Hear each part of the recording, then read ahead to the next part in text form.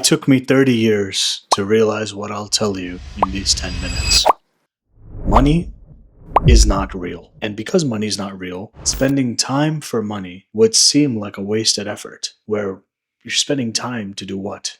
To earn something that's fake, but you're spending something that's real called time. But then that's where that concept comes up, like time is an illusion. Like even time isn't real.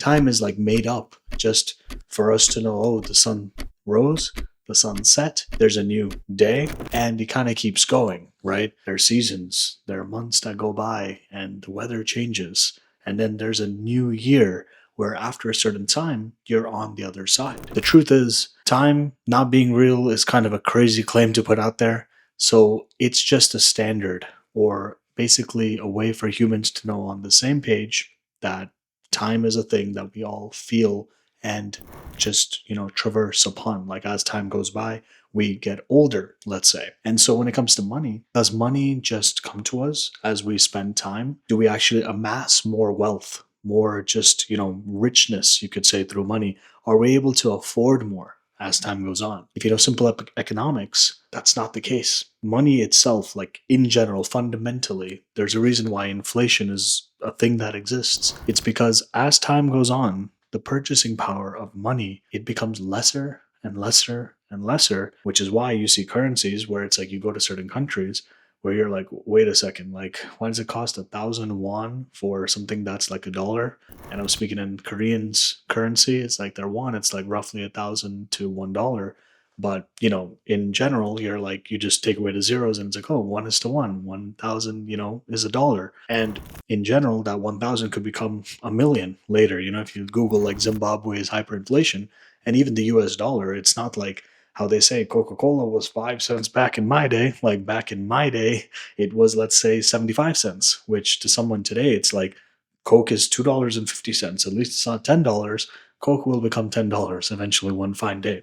So money itself, just spending your time for it, if you're a saver, saving is for losers because you literally are losing value for said money as you save, save, save, save, save. Sure, do you have a shield if something comes up? Is it like, hey, I saved $10,000 today and it's worth only $5,000 worth of purchasing power tomorrow? Not necessarily. But in some countries, that actually was a real thing that has happened, just like I was saying with Zimbabwe. And so from there, you can say wealth and power. So what is wealth?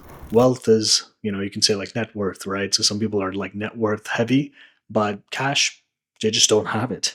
So in other words, you can have, let's say, $100 million worth of assets, but when you actually see like how that works, it's like, hey, they're controlling 100 million worth of assets, but maybe the debt on there is very high. In other words, if they were to pay off all this debt today, they may not have the cash. And so this whole thing of like, wow, someone's a millionaire, someone's a billionaire. The reality is what? The reality is, yeah, cool, maybe on paper, but if someone really had that cash and all else equal, I mean, you can kind of do so much with that cash today. But in general, the system, in terms of like how it's set up, it's about taking on leverage to really have that, huge kind of asset pile. So in other words, when it comes to mortgages, the fact that you can have, let's say, controlling of 500,000 worth of property based on, let's say, 3.5% down, right? So you do that math, it's roughly whatever that is, right? Like 17.5 grand. If you have this plus closing costs and whatever for real estate, within around less than 30K, your 500K home, if it goes up, let's say to 600K, let's say, arbitrarily 3 years later, then that 30K you put in, even though it's not like purely into the house and there's some fees and cost into there, the point is it's like a cash on cash return is that 30 grand made an extra 100 grand. So you more than three extra money over 3 years, where that's the beauty of, leverage and real estate and all these things. But the reality is what? The reality is if something doesn't work out in a certain way, that same 500K home, even though you put 30K, could also go downwards to, let's say, 400K. And then let's say it goes out even further.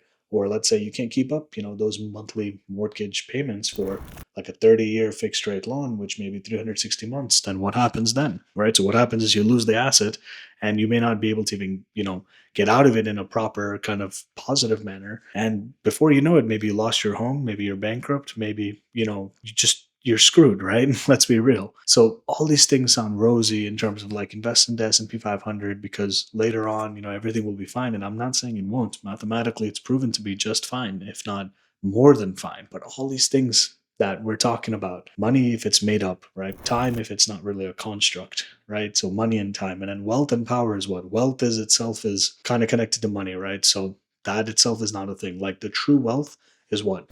As a human, we don't really, let's say, eat oil or gas, but we need energy, right? For the things that we're doing. Let's say if we're charging our smartphones or if we're like doing literally anything, it requires energy. And that energy is what? You can say it's fossil fuels. You can say it's a bunch of humans who died before us and we're using that energy to then harness it in a certain way and then using the energy to do the next thing and the next thing. So and technically, yeah, like energy is real in terms of you could harness, the sun's energy like solar energy or hydroelectric power energy or wind turbines, right? So geothermal energy, all these types of energy to do action. So it's not that energy is fake. It's just harnessing it for doing something. And that something basically is that concept of power. And in terms of the world and power, power again is what? It's just me saying, wow, somebody has 1 million subscribers. So they must know something more than me. And so like they're more powerful, like in that bubble, right?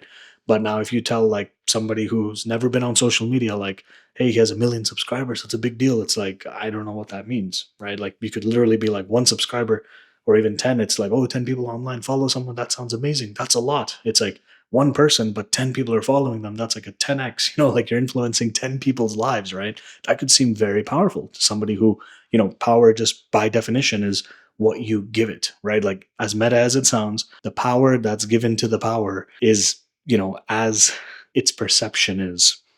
So that's not real. So if power is not real, then what's real, right? So what I've learned after 30 years is like nothing really matters, but everything matters, but nothing matters. And I realized like to be the most confident person in the room isn't about like, let me, sit up straight right over here. Let me talk to the camera. Let me, do certain things a certain way. Let me just talk in this deep voice and just look at you straight into the eye. And like, like confidence is what? Confidence is made up, man.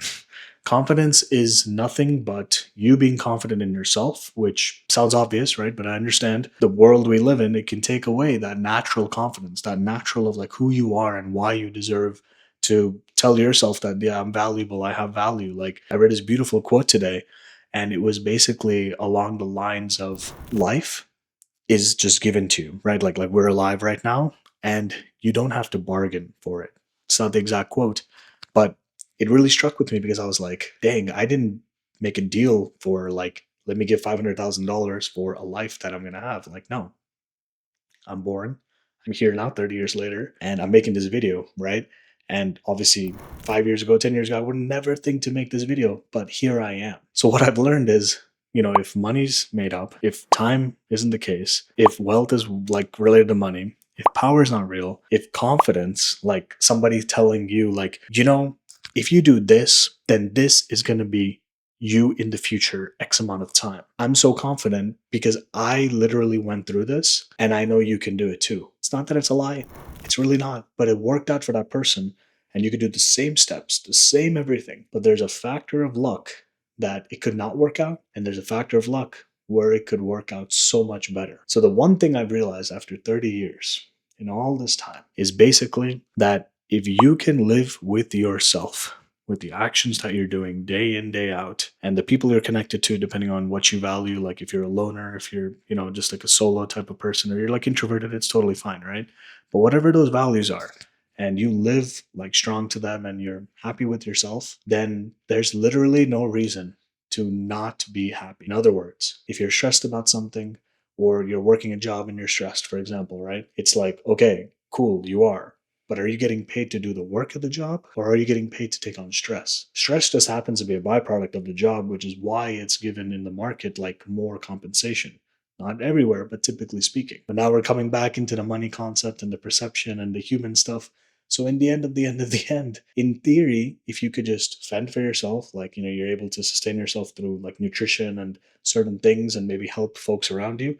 Now we're just going back in time to the caveman times, right? So I'm literally saying there's nothing that's real. And if you're happy now and you're doing kind of the things like back in the day, like how humans were in a tribe and like just kind of, community and having like that social kind of thing, and you're being fed and all the things, then what is there for the next step? Like, why do you even need it, right? So, food for thought. Good luck in your journey, and keep it going.